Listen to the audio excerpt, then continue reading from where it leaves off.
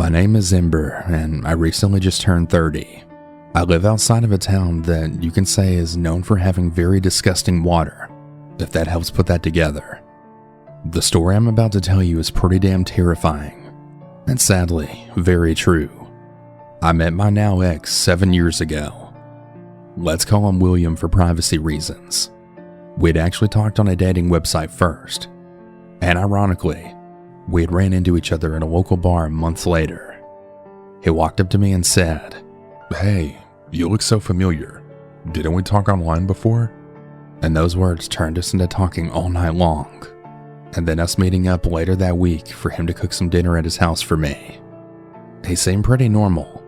He lived alone, and he had a pretty good job working as an electrician. He was also pretty easy on the eyes, but he was 10 years older than me, which didn't really bother me, because I had always dated older than my age anyways. He always had kind of a sadness in his eyes, which not long after seeing each other, I found out it was due to his children living in another state with his grandmother. You see, his ex-wife had died from unknown causes while they were going through a divorce, but that'll come into play a little later on in the story. The fact that he didn't have custody was certainly a red flag, as I had a 3-year-old daughter. But the reasons he explained to me had made a lot of sense to me at the time. After a while of being together, his jealousy definitely started to show. He would accuse me of cheating on him anytime I wouldn't answer my phone right away, or if I wanted to do anything else with friends or family. One night he started a fight when I had to be up for work really early, just yelling at me to wake up. I had told him to leave me alone at least 10 times until I just couldn't take it anymore, and lifted the pillow out from under me and chucked it at him. He instantly threatened to call the police on me, and I had enough, so I locked myself in the room with my daughter to get some sleep. He then took the locked doorknob off the door and said I better speak with him or he's going to call the police on me. I honestly had enough at this point, because now he was doing this in front of my daughter. I called my mom to come get us because I knew he would actually let me leave if she showed up. My mom had finally got there, and when she did, the second that my daughter got on the porch, he grabbed my arm as I was walking out and pulled me back inside, then shutting the door and leaving my mother and daughter outside. He was pleading to me, please don't go anywhere, and after a while of my mother banging on the door and threatening to call the police, he finally let me go. After us getting back to my mom's, I knew I was done with that asshole. The very next day, I got my dad, sister, brother, and cousins to help me get my things out and to put it into a storage unit. Even in front of my dad, which my dad is very scary and intimidating, he just kept trying to plead with me not to leave, until my dad finally said to him, "You don't speak to her. You don't even look at her." After leaving him, he would text me every single day, begging me to talk to him. Some of them would be very nice, like, "No matter what happens, I'll always love you, Ember." Then it would be, "You're such a fucking slut. You're probably with some dude right now." Then another text would come through about how amazing I am in bed, and no one in the world could ever make him feel the way I do. Then threatening if I didn't talk to him, he was going to post all the pictures I had sent him online for everyone to see. Fast forward a few days later, and he'd sent my family members lots of lies about me, telling them I was a drug addict and doing all these other crazy things. This is when I finally had enough, and I'd called the police to report harassment. The cop that showed up was actually my mother's friend's ex-husband, so I had known him personally. He called my ex on the phone, and the conversation went as followed. "Hey, is this William?"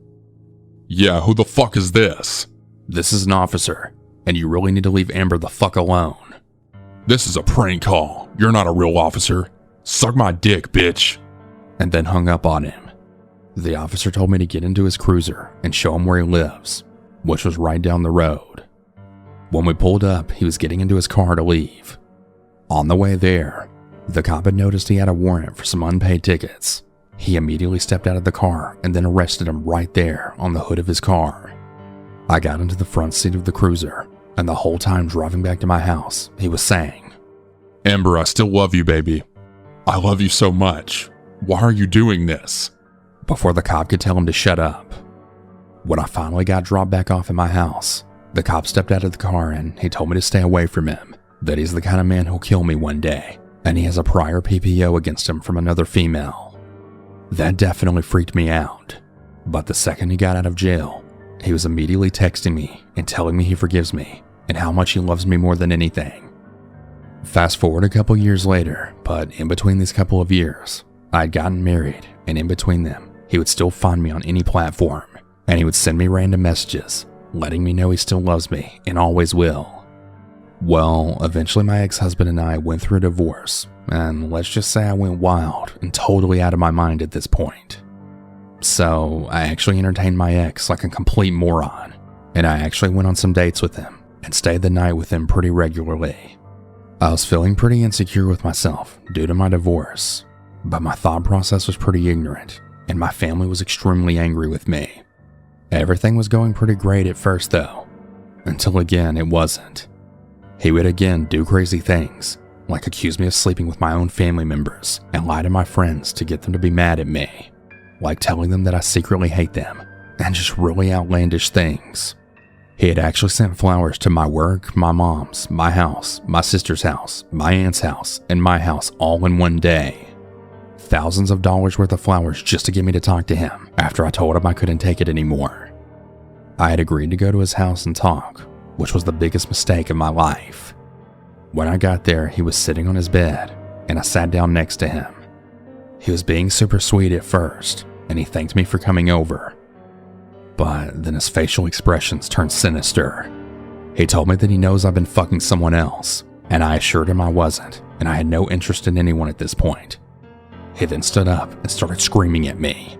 Yes, you did. I know you fucked someone, and you better admit it right now. I kept telling him I didn't, and that I wasn't going to admit to something I didn't do. And then he said to me, You better admit it right fucking now, or I'll squeeze the fucking life out of you. I was hesitant, but I just screamed, Okay, fine. I guess I did it then. He then jumped on top of me and started squeezing my face and shaking my head. You're a fucking whore. How could you do this to me? You're just like Laura, my whore ex-wife. As it turns out, Laura was his ex-wife that had passed away by unknown reasons. Her death was ruled inconclusive. I started punching his head, and he eventually jolted up off the bed and went and stood in the doorway. I tried to break through, but he told me I wasn't going anywhere. I ran to the sliding glass door that was on the other side of the bed and started banging and screaming for help. I was in a panic, just begging for someone to hear me. He then looks me in the eyes and in the creepiest voice, then says, Here, let me help you. And he starts banging on the sliding glass door, screaming help and laughing.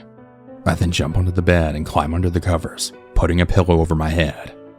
Don't ask me why, but in that moment, I felt it was the only way to hide in a sense, just to get away from his evil eyes looking at me. He would keep talking to me, but I wouldn't answer him. Amber, Amber, Amber! It was like I was in some kind of horror movie. I eventually looked out from the pillow and tried to jump up and leave, but he had pinned me down to the bedroom floor, and I eventually just gave in, and I told him what he wanted to hear. I told him he was right, and I hated myself for hurting him, and I was never going to do anything without him again, but that he had to let me call my friend Jessica to tell her I was all right. Otherwise, she was going to call my mom, and she'd be over here. He let me keep some distance in between us so that I could make a phone call, and I called 911. Please help. I'm being held captive by this guy I'm dating. And I shouted out the address. William then immediately ran out of his house, then jumped in his car and took off. I ran to a neighbor's yard and waited for the cops to get there. They immediately put out a warrant for his arrest. Fast forward to when he got out of jail. I was eventually talking to someone new at this point, and I was for sure done with this creep. I eventually testified, and he got off with major fines and lots of anger management classes. I was driving down the road when I had heard this hissing noise. At first, I thought it was my tire going flat by the sounds of it, but I had felt something touch my arm that was resting on the middle console, and I looked back, and it was a fucking possum. Yes, you heard me right. This sick fucking bastard trapped me and put a fucking possum in my car. He knew how afraid of rodents I am. I literally talked about it all the time. I pulled into the restaurant that was on my right and opened up all the doors to my car. I went as far away from it as I could and waited a while talking to the guy I was seeing on the phone. He had a son with him and he couldn't come to me at the time. And so I eventually got some guts and went to look in the car, and luckily, I didn't see anything in the car anymore. I didn't call the police because what proof did I actually have? And how crazy would I have sounded? But I knew it was him. A few weeks later, my mom had sent me a screenshot of a picture of my ex, and sitting next to him was a girl. But the weird thing about this girl was she looked exactly like me. And when I say exactly like me, I mean head to toe. She had blonde hair, blue eyes, round-shaped face, curvy body, everything. So much so that my dad was convinced that he had photoshopped it. But no, this girl was real. He not only is stalking me, but he's using some poor girl just because she looks like me. Fast forward a month later when I'm at work, and I notice my tire is completely flat. There was a screw completely lodged in it. Now, for some reason, it didn't really click that this had anything to do with him. I just thought I got unlucky and ran over one. Well, after having my stepdad patch it up, I got home and I woke up the next morning, and my new boyfriend at the time and I noticed hundreds of screws dumped all throughout my driveway, and now 2 other tires were flat as well. It was then that I knew it was him. I downloaded a phone recorder, and I was dead set on getting this creep to admit it and calling the cops. I called him privately because he didn't have my new number. He answered, and I had asked him if he wanted to come over. Really? You actually want to see me? I told him yes. I want him to come over and watch this video of him dumping screws in my driveway. He then sighs and says, Please, Ember. I don't want to go to jail. I immediately hung up and called the police the next day and filed for an immediate PPO. The judge ruled that I could have it for a year. Over the years, he would message me on fake pages, as well as message my fiance and now husband. Luckily, I haven't heard from him in over a year now, but I heard he's dating someone with the same last name as me, which is kind of weird. It really makes me wonder now whenever I think back to his late wife, and I really wonder what the hell happened to her. Did he kill her, and could that have happened to me? I guess I'll never know, but to my crazy psycho ex, I have no intentions of ever talking to you or seeing you ever again.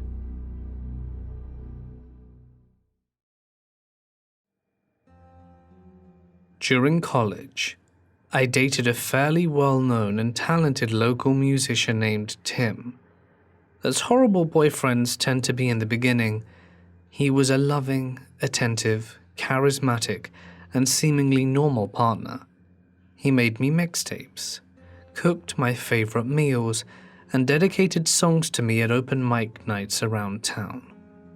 I, young, foolish, naive, was deeply smitten by his mysterious, dark, and artistic allure. However, over the course of our year-long relationship, his mental health severely declined. He had the ability to appear lucid around normal and other people, but in private began suffering delusions, compulsive lying, and created art that focused on themes of murder. I was worried sick, and his condition was exhausting. But I did my best to be kind and understanding and supportive. I loved him and believed that he shouldn't have to struggle with his mental illness alone. One time he vanished without a trace for a full day.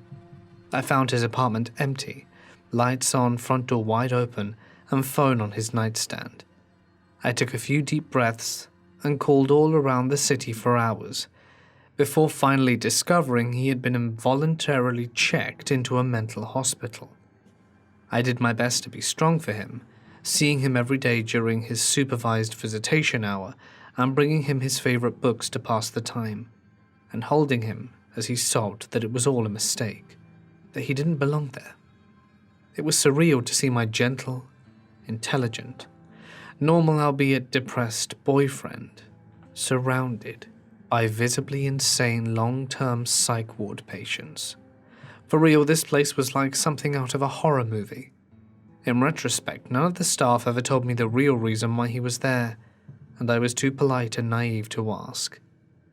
Our relationship ended a few months later. I found undeniable evidence that he was cheating on me, and secretly relieved, confronted him. I told him to leave my apartment and never returned. He cracked. The gentle Tim I had known and loved melted away to reveal a new persona with dead wild animal eyes that threatened to kill himself with pills unless I took him back. but I was so extremely done that I called the police. They weren't much help, but Tim left. I blocked him everywhere and never contacted him again. But he left me insane voicemails from different numbers for weeks afterwards. I was relatively unshaken, and things returned to normal. I graduated, got a sweet job in the same cool college city, and 6 months later I woke up to concerned texts from mutual friends, saying that they didn't want to freak me out, but Tim was off his meds, clearly manic, and was posting a newly written song all over social media. His best friend, who hadn't been in touch since before the breakup, sent me an apology, along with a screenshot of the lyrics. That got my attention. I don't want to read them here because they'll lead you back to his Bandcamp, but the song was pretty explicit about my rape and murder, but in a sort of cleverly disguised way. It's catchy too, the barstool. I checked his profiles myself from a friend's account, and he was posting dozens and dozens of totally insane rambling statuses, most of them about me. They flip-flopped between flowery love and prose to murder imagery. His friends were reacting with concern, but a few egged him on, probably thinking he was just venting about his ex. I decided that it would be best to continue ignoring him, but I saved screenshots just in case. A few days later, while at work, I looked up from my computer to see Tim enter into the far side of the studio, and my blood turned to ice. He was talking to my creative director. It looked cordial enough, and I saw Tim begin to casually scan the studio. I ducked down and bolted into my favorite project manager's office, slammed the door and unleashed upon her what must have been a nearly unintelligible explanation of what was happening. I was shaking so hard I could barely speak, but Nancy was amazing. She understood almost immediately, and she snuck me out of the building and drove me to her car to the police station, where I showed the officers the screenshots and filed a report. My co-workers later told me that Tim was there to inquire about the open designer position. He is not a designer. He had brought with him a portfolio and an elaboratedly fabricated work history that sounded legit. At the end of his interview, he casually asked if I still worked there. He said we used to collaborate. Oh, and he had written a song for me, and it had been picked up by local radio this morning. He asked my co-workers to let me know with warmest regards. That phrase still makes my skin crawl. He then left, found my abandoned car in the parking lot, and paced behind it until the police arrived. Unfortunately, he wasn't enough of a public menace for police to bring him in that day, but the incident helped me secure a restraining order against him. My company was amazing too. I was deeply embarrassed about my literary insane ex coming to the studio, but the CEO filed trespassing complaints against him and created an action plan to keep me safe if it happened again. Not long after, I moved to a different city, and that was that. I haven't heard from him since. But I discovered the most alarming part later. His roommate at the time, Liz, went through a similar experience with him during his breakdown, and when we compared notes much later, she said that she had seen a large axe in Tim's car the same week it had all gone down. She said that she was so worried about Tim's Facebook activity that she removed the axe and hid it from him. Tim was so angry that he completely trashed their house and never came back. And if our timelines are correct, this must have been just before he came to my workplace for his interview.